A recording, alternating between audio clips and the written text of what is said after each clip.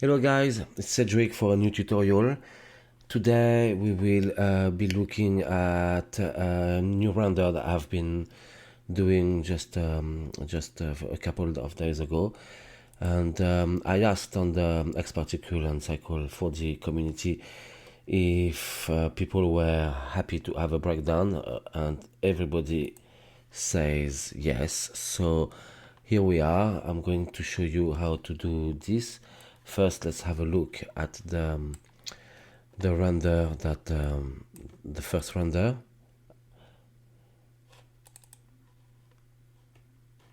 So it goes like this, and I did a second render where it actually falls on some geometry and it escapes through the gap in between the cubes here, like that. So that's what we will be doing. Before starting, please don't be shy. Come and follow me on my Instagram. You can find me at Cedric Fanjar here. It's always nice to be part of a larger community, and I'd be very happy for you to come and show some love here. Also, if you follow me, you will always have the YouTube a link for my tutorials on here. Anyway, let's get cracking. Let's start. So here we are. That's the second scene. The first scene I deleted the cache, so I thought I'm going to take you through that scene here. Nothing very much special. There is a backdrop. I have my scenes object that's just like well, I didn't use the pyramid at the end, but a few spheres and a few cubes. Yeah, nothing nothing really. And then I have an XP system. The render looks very nice. It looks complicated, but it isn't that complex. In fact, when I will take you through, you will be like, oh my god, that's so simple. But in order to do it, we do need to understand a little bit of the fluid possibilities of X-Particle in the dynamic. So I've been using fluid effects. I put the accuracy as high, and I left everything default here, and I also use some constraint here. That was quite important, this constraint with no break. I will come back to that in a second. Then I have an emitter. This emitter is using a sphere as sorry, let me go out of the camera. Is using a sphere, that sphere here, as emitting, to emit the particles, and you see they just fall here because I have some modifiers in here. I have a gravity that makes the particle fall, and I have a turbulence which gives this little curl thing to move my blob, whatever we're gonna call it, around. I have a wind effector that is following a spline, so it's literally just going in one way and on the other, so that it blows the blob to the left and then back to the right, and that's basically almost all what there is to it. So let's have a look at the particles, how I set them up. The particles, what do they have? First, I have an emission, as I said, as an object, and I just emit through the normals, and on the object, and then as my emitting emission mode, I used an hexagonal, because when you use liquid, you do want to have like a perfect grid at the beginning, but I did use some jitter so that it actually doesn't look like a perfect grid, but none of them is really touching. None of the particles is actually touching each other, so they don't explode. If I didn't do that, they would, as soon as you press play, they would explode. And now the thing is, everything is cached, otherwise it would take a little bit of time to show you. But at first I worked without gravity and without turbulence and without wind. I took everything away. So let's try to see, and I'm gonna try to not to use the cache for a second. And in the emitter, here I am at very low radius. When you use hexagonal mode, there is no count for how many particles you use. What counts is the radius of the particles. The lower the radius, the more dense you get particles inside your volume. So let's say if I put them at like 1.5, let's say like big, and restart this, you can see that I have way less particles, and like that you can start to work. You see that nothing happens to them. They have no speed. They have nothing basically, and they don't move. There is, I mean, now obviously there is some dynamic on here, but if I remove this, they just are born and nothing happens.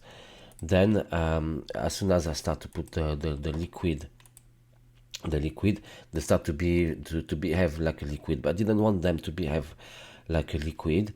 I wanted them to behave like a granular system. So for that, first in the emitter, you go to the extended data and you go to the fluid data, and I used granular, and I left this at the default, where I went to change the friction, the stability, and the cohesion.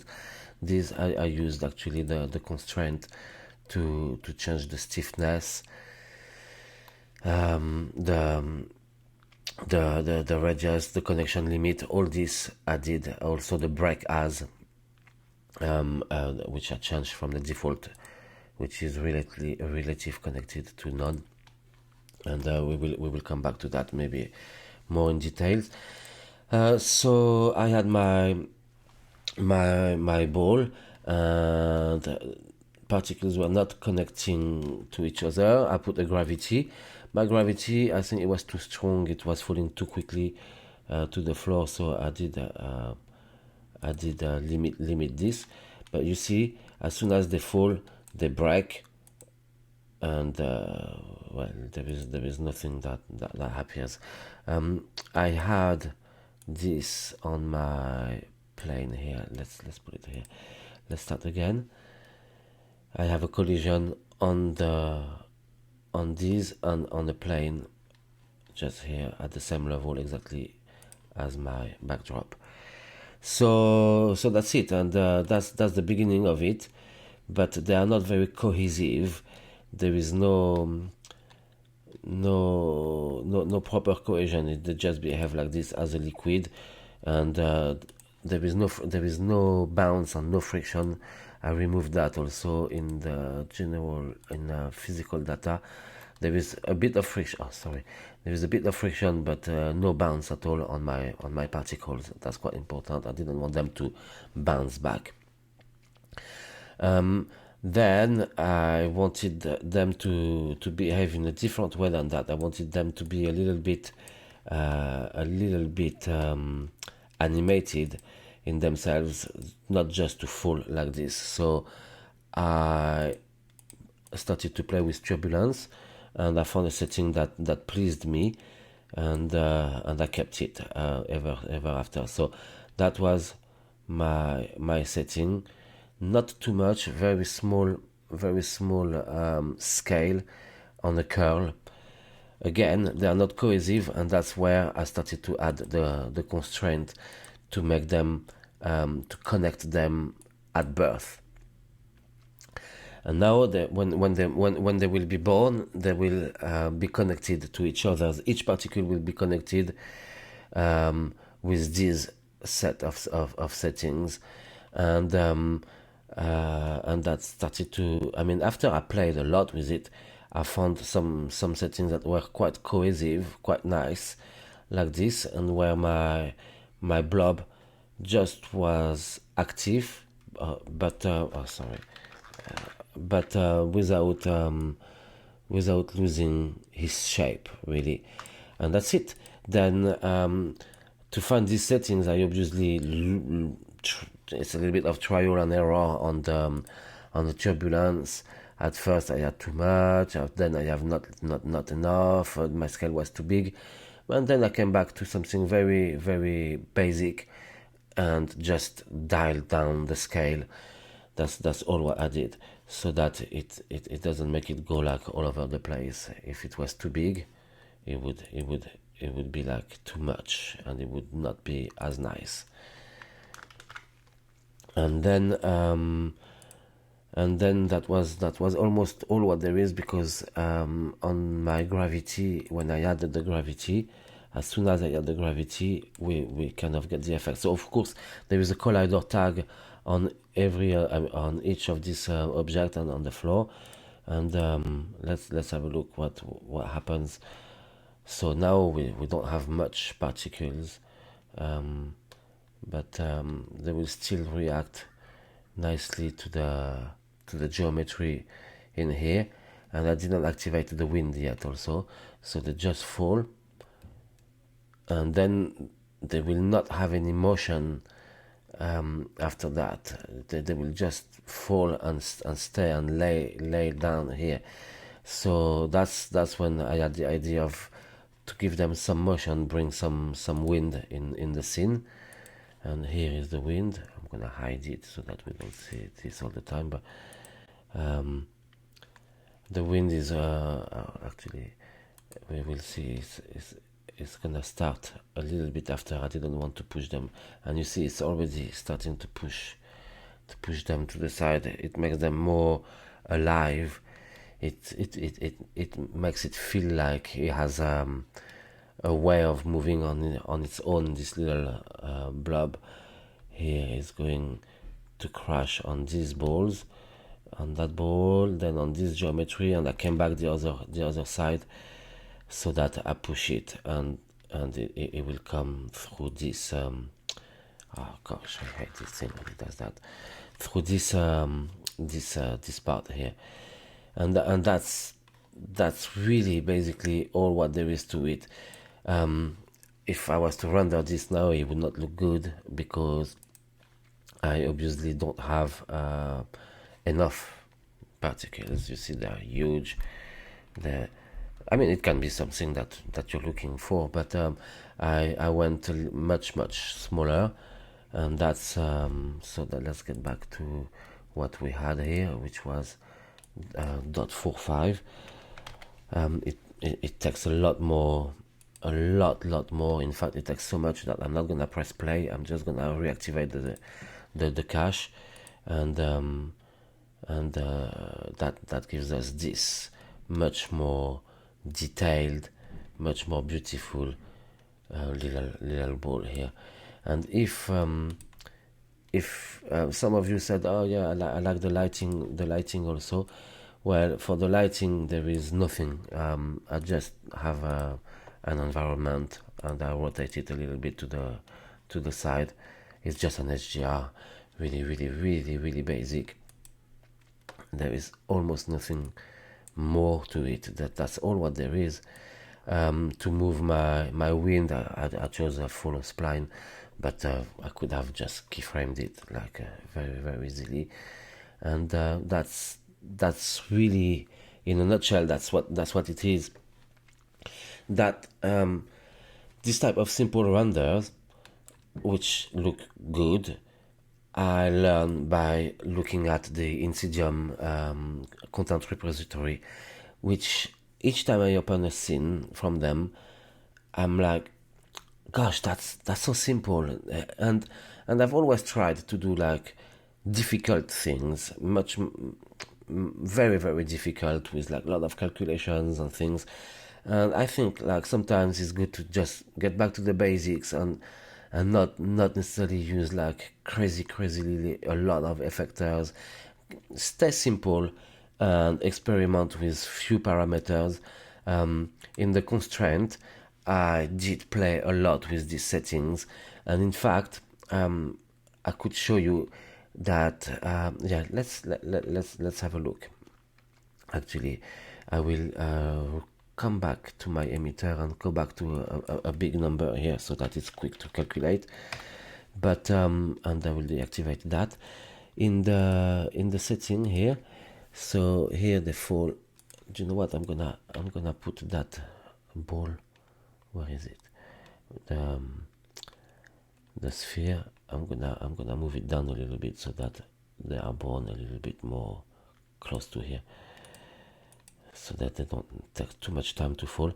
I just played with something like this, and in my constraint, if I leave the default of relative connected, it was like losing some of its it was breaking basically. And then you can use this setting here and dial it up or down to try to have more or less breaks. That's quite interesting. What I found is I will do more with this. That's part of my plan. Is you can use it to lose a little bit of cohesions, and by dialing it up, you can have or down, you can have more or less. You see now how he escaped. He lost completely his structure. So this is something that we can move in between. We can actually keyframe this, and maybe like have something where they become more or less cohesive in time and regroup together, and that type of things that can be interesting to see. So the look that you are after is the look you are after, not the look that I was after. What I wanted is something very cohesive with like that looks like it got life into it, and it doesn't really break like a liquid would. And I was very happy to manage to find the right things. Now it's up to you to do whatever you want to do with it. So that's basically what there is. As for the particles, there is they just colored with I mean, I give them a color in the emission. Here I think they have by speed, so that's why they change a little bit of color as they move. And then I just use this color parameter to drive my base color and a little bit of subsurface also, and that give what you've seen. Again, very, very basic, the most basic type of material, and that's it. That's how I did it. That's I hope it will be helpful, that you will enjoy and do crazy things with it, because once you've got this running, you can really do many other things with it. You don't have to stick to this type of renders. I think it can be more creative. That was again a test at first, but a test that turned out to be quite nice. So that's why I published it, and I will probably do some more exploration on this in time. And I invite you to do it also, and to share with me, please. As I say always, it's nice to know what people do with what I show. So if you do something, please share in Instagram. Just tag me so I can see what you're doing, or give a credit if you do something that really looks like my tutorial. You can always point your viewer towards what I'm doing. That's always nice. All right, so thank you very much for watching, and I'll see you very soon again. All right, bye bye, guys. Bye.